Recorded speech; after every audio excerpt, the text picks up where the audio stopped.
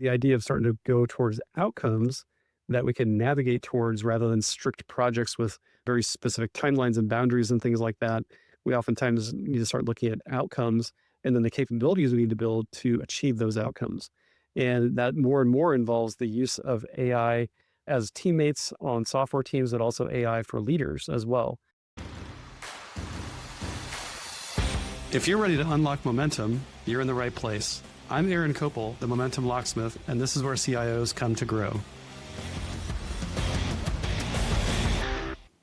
Hi, everyone. I'm Aaron Kopel, the host of the Unlocking Momentum podcast. And we usually have a guest on the show, but every once in a while I get excited and just want to share something myself. So this is one of those episodes. So I've been going around, going to conferences, going to events. There's a lot of stuff going on in the state of Indiana and around the Midwest as well, around AI adoption for individuals, nonprofits, small businesses, large businesses, huge enterprises, all those kind of things. And it's all, the same kind of conversation about, how do we get started? How do we jump in? And I just want to share a bit about the perspective of what we're seeing with our clients. So the conversations we're having, early stage, as well as those that are, well into it. And I think it's really the conversation about the changing role of the CIO. And this is something we've touched on, some of our other episodes with people. I really want to hone in on this a little bit more to be more specific. And so the CIO's job is not really about making technology work anymore. That's kind of an assumed thing, right? And so what the job is really helping the business understand how it should work. So beyond the technology itself, it's how does the business work and how does the CIO help craft that? And so, historically, CIOs have really been tasked with keeping the systems up, managing security, project delivery, cost controls, efficiencies of the IT people and organization, that kind of stuff. And what we're seeing really in a lot of cases is the CIO's role shift. And that's a lot to do with how fast things are moving now with AI. The business's capability to start doing some things for themselves has started to shift that. And so all those things conspire to sort of shift the role of the CIO to be much more about business strategy, not just the strategy of IT in relation to the business, but help actually craft the business strategy with an IT perspective in mind, a technology perspective in mind, because everything is moving so much faster. Everything is has the opportunity to become more of a technology-driven organization.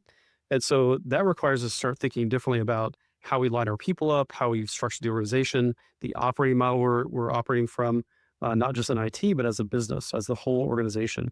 What's the customer experience look like? Because a lot of that is technology driven or technology enabled, and a focus on revenue growth as well, because the organization, from IT perspective, oftentimes is viewed as a cost center. When you look at the bigger picture of the business and how do we generate revenue and profitability and things like that, utilizing technology at its core. And then overall, things are changing, right? The world is changing. Everything is going to be transforming to new ways of working. And that's something that we've often done in IT organizations, whether it's digital transformation, agile transformation, cloud migrations, things like that, where things are shifting massively about how things work inside of IT.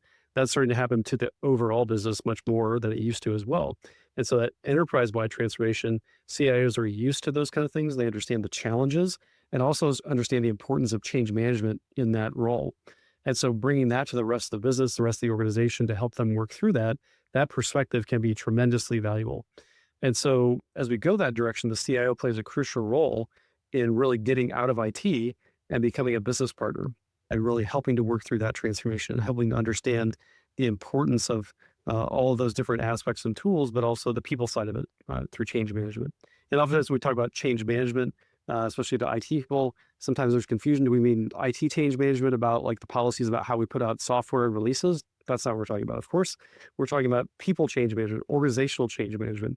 How do you work through that change curve where people are comfortable with status quo, they jump into something new, they get really uncomfortable, they're trying to figure out how to get through it, then they come up the other side to hopefully a better place, and then how do they stabilize and create that new status quo? The interesting part of that one now is the new status quo probably doesn't last very long. We're constantly going through change. And so you go through, you jump off that cliff, you come up the other side, and then there's another cliff to jump off. And we'll keep going, but hopefully we're moving up and up with each turn of that change curve. And so it's important for CIOs to really take on that responsibility to help the business work through that. We've done it so many times in IT, but oftentimes the business has been shielded from all the nuances and details of that. We're oftentimes, in IT just saying, oh, don't worry, we got it under control. You worry about your stuff over there in the business. We'll get it sorted out over here. close the doors to them and try to hash it out behind the scenes. But we need to bring that forward to the business to help them understand how those things work, what the importance of those working through those challenges and being collaborative as we do it. And so going beyond IT as a CIO to really partner out there with the business, with your peers, right? So if I'm a CIO, I'm going to partner with the chief finance person, chief marketing officer, chief HR, all the different C-level roles and start really helping them get their minds around how to go through this successfully so that it's a little bit easier on everyone. And then as we go through it, then we're buttoning what I call buttoning down the coat. So the C-level people get together and then on down the line so that everyone across the organization starting to collaborate. We're breaking down those silos, really helping everyone understand how to participate in this kind of change.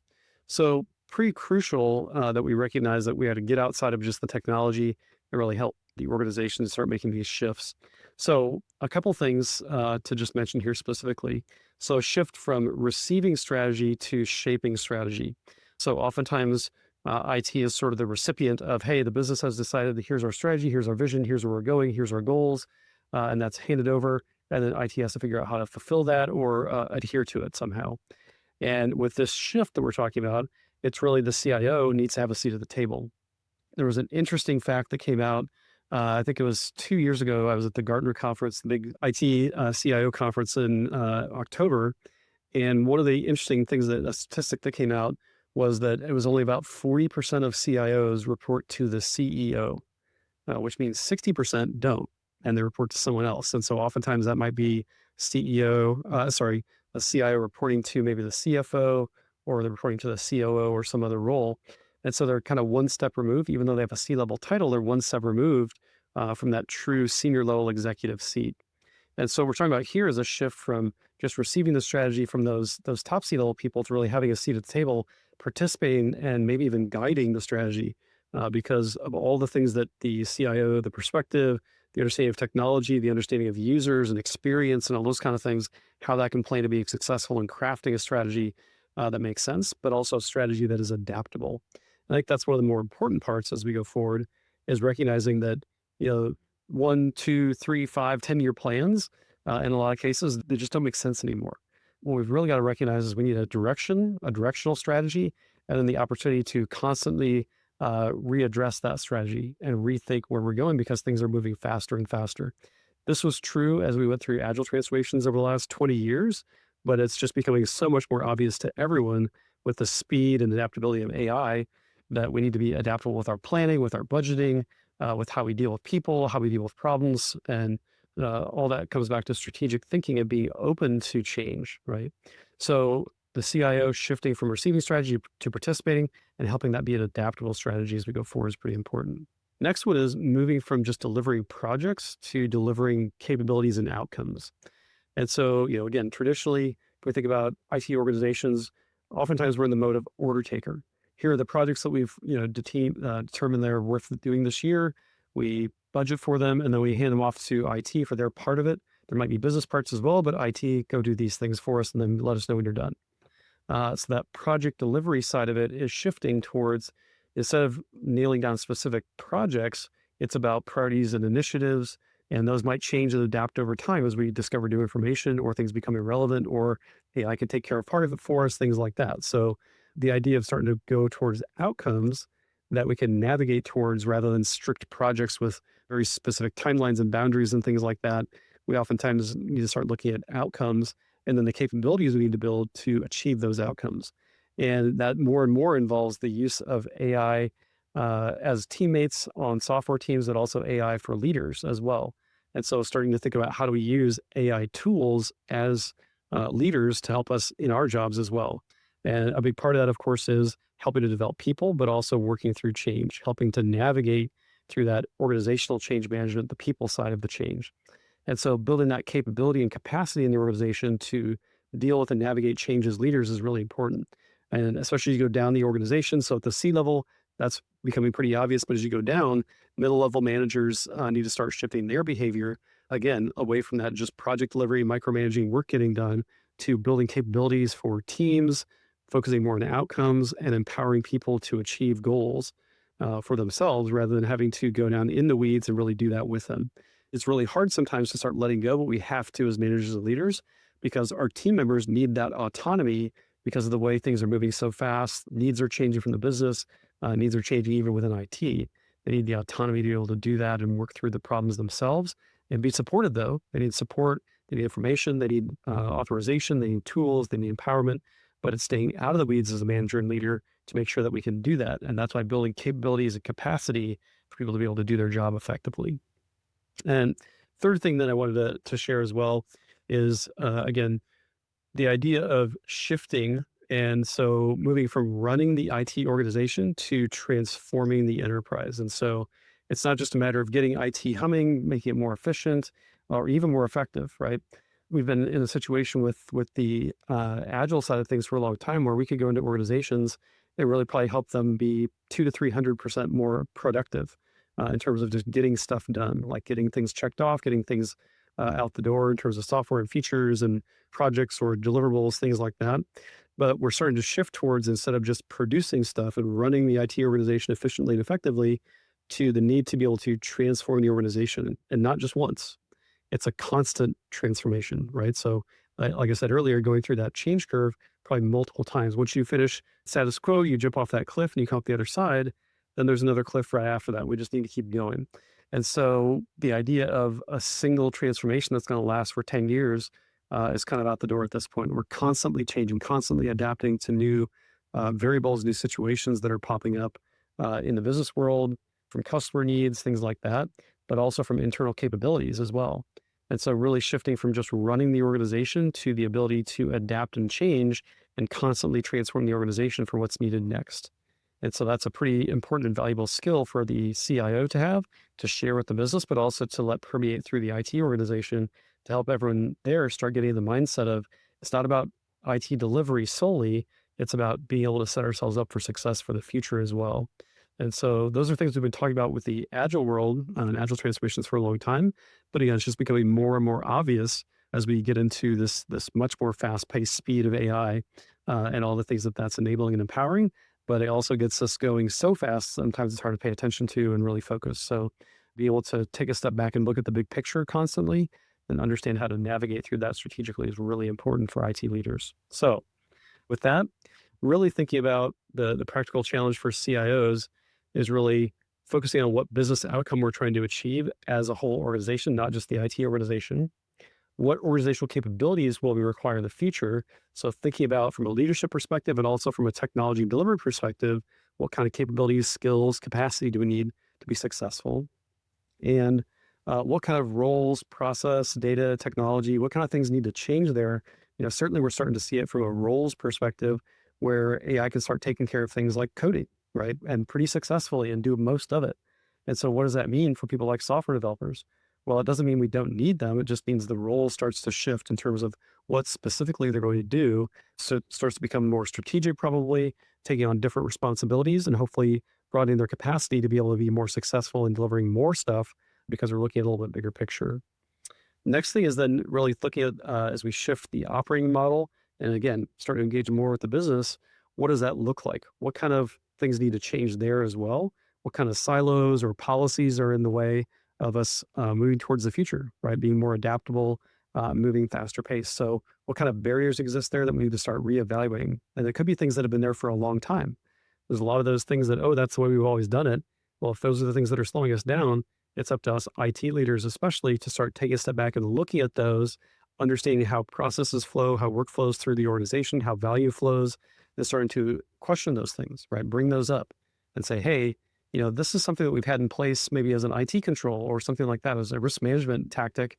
And you know what? Things are different now. We need to reevaluate this thing and look at it and really understand, is this something that still is needed, right? It was at one point, that's why I put it there, but things have evolved and changed. And maybe we need to address that issue in some other way, or maybe that thing just isn't relevant anymore. And we need to actually take a look at that and figure out how to unwind it and get it out of the way. So pretty important there. And one of the most important things, again, think about the shifts for the CIO, CTO as we go to the future, is really a big focus on value. So again, a lot of times we're under pressure for efficiency, cost controls, risk management, those kind of things. I think it's really flipping to the other side, which is how do we deliver value? How do we deliver business impact for the organization through IT and technology understanding, and then starting to help the business help themselves being able to use some of these new tools and techniques that come along with AI. And so again, it's not just about technology, it is about people and communication, those kind of things probably enabled by AI, enabled by some of the new technologies and tools that we can use, but it really comes back to people and understanding how they can adapt to those things more effectively and getting everyone aligned and rowing in the same direction together, ideally in the same boat. It's a good idea. So with that, thinking about just closing out this episode here, the most valuable CIOs won't be remembered for the systems they implement. They'll be remembered for helping design a stronger, faster, more adaptable business. And so really helping to understand that the CIO role is becoming much more of a business-facing role than it is a technology-facing role. Having that technology background, of course, is important so we can understand the big picture of that technology and how it can power and enable the business. But really becoming more of a business person is critically important for the CIO. And that's something we've known for a while. And I'm seeing more and more of it from our clients and other conversations I've been having out in networking conversations, in workshops and conferences and things like that. I'm starting to see that emerge more and more, that realization, a light bulb going off above people's heads about what the role of the CIO really should be as we move toward the future. Not managing IT, not managing projects, not managing delivery, not managing costs or risk and all that kind of stuff. That needs to happen still. But the focus for the C-level person really needs to be shifting towards how do we help the business? How do we guide the business? How do we use our expertise in technology and change management to really help the business help itself to be more successful? So hopefully this was a helpful episode. Like I said, this has been something that's on my mind for the past few weeks of just as I've been out talking to folks and just wanted to share this with you, this sort of one-off episode of Aaron Kopel solo podcast. So with that, thanks for tuning in and I'll see you next time. Thanks so much.